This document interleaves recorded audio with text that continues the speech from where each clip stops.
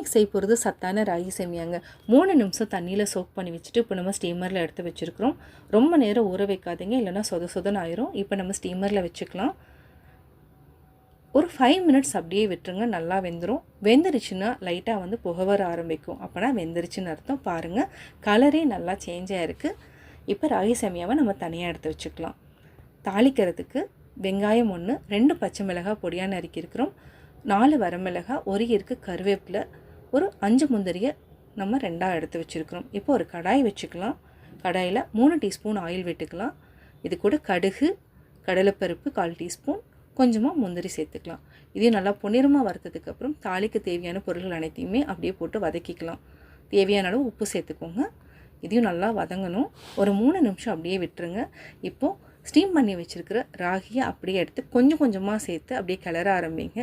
நல்லா அப்படியே பொறுமையாக கிளறினீங்கன்னா ராகி சேமியா ரெடி ஆயிரும். இப்போ என்னென்னா, நறுக்கி வச்சுருக்கிற கொத்தமல்லி தலையை தூவி சாப்பிட்டிங்கன்னா சூப்பராக சுவையாக இருக்கும்.